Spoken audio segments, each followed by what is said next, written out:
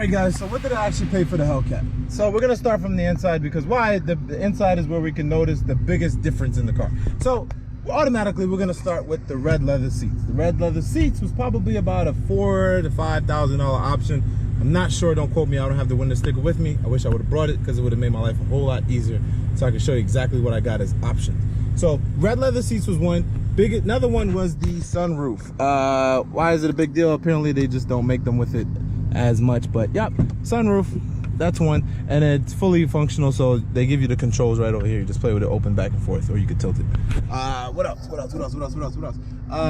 The travel package that I think I have, which is, I'm not sure if all the other ones have it as well, but mine does, which basically means if you hit it up here, it gives you like fuel prices of the nearby gas station. You hit on it, you can go to like Chevron, and then fuel prices and see exactly. This car takes, no, not diesel, premium. So it tells you $374 is what it costs, and then it lists it. You could go from the most expensive to the cheapest, and I think the most expensive would probably be 76 probably, 350, whatever. But yeah. And then you can go into the movie listings and then pick your movies. So it shows you the nearby theater. You can go there and then see which movies they'll be playing. You go to iPick, and this is How to Train Your Dragon. So it shows you which movie times they're playing all the way to the last one, 10:25. And you can sit down there and then pick which one you want. Call up the theater, book the ticket, and then you're good to go.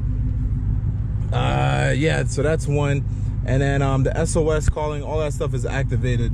So but I think you can also do that in the other cars as well. I don't think that's nothing special. Car comes with Apple CarPlay. I think that's an option, but I'm not sure. Guys, you gotta remember, I got this car about 6 months ago. So, and even when I got it, I still had to wait. It took me about a year to get this car. Once we ordered it, it was supposed to take 3 to 4 months. It took 6 months to get it.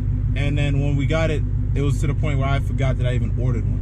So I don't really remember a lot of stuff that I got in it. So that's one. Oh, and the badging. I think that's an option as well. If you want the SRT Hellcat logo, that's an option that you have to pay for. What else? Overall, to answer the biggest question is how much, I thought that was a nail. How much did they actually pay for the car? So you're looking at close to around $93,000 to $96,000 is what I paid for this particular car. Why is it that much? It is what it is.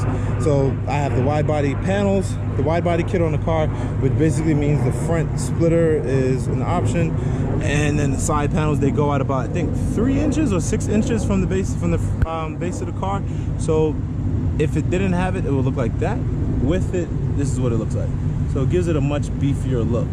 And then if you get the wide body panels, you actually get the wider tires. So all 4 tires, they give you 305s. Yeah, 305s, Pirelli P0 tires. So you get 305s. If you get the Demon, they give you 315s on all 4 tires.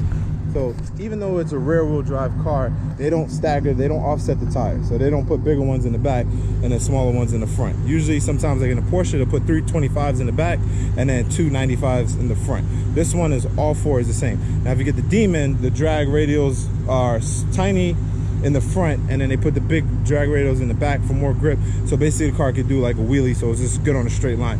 Don't want to drive that with the crate. So that's only if you get the crate. If you buy a Demon, and if you don't get the crate, you're gonna get 315s on all 4 tires, so you have better grip. And if you get the crate, they give you the little skinny tire in the front, which basically means you can do the wheelie. But back to this car, the biggest difference is between a regular Hellcat and this one is the wide body panel, the red leather seats, the sunroof, the tires, and some like system, and the blind spot detection. So all of these are the parking sensors. I don't think the rest of them come with it. That was another option that I got in the car. So that basically means that anytime that I try to switch it to another lane, if my indicator's on, it gives me like a notification that, hey, there's a car next to you.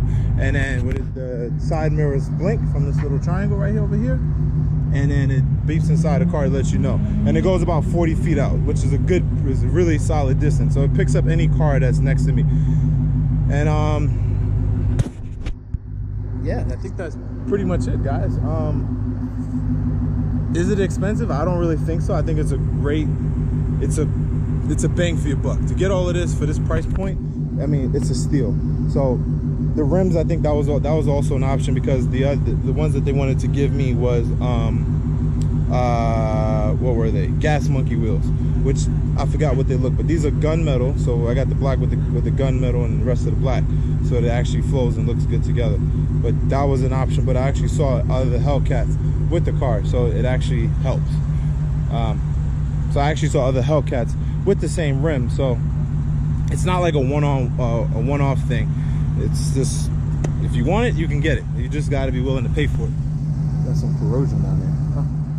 But yeah, that's basically what it costs, guys. Now you got to remember, this is not what the car would look like if you ordered one. I mean, it would look like this, but you got to remember, I got the window tints, I got the cold air intake, I got the clear broth in the front, which is basically if somebody, like if we were driving and a rock flew back onto the front of the car, it will basically just fly off and it won't chip the paint. So it's a protective wrap that goes in front of the car. If you wanted to do the whole car, you're looking at close to like probably $7 to $8 grand. So I just got the front and the sides done just to protect that, because I don't need the roof and all the other stuff. And then they give you a little piece of clear broth. If you don't know what clear broth is, this is what it looks like. It's a wrap, but it's a clear wrap. So they give you this factory because from the front wheels, if you see it sticks out, the rock will fly back, hit here, and then bounce right off. And you can even see some little chip marks right there, but they're self-healing, so it'll go away if it's in the sun long enough.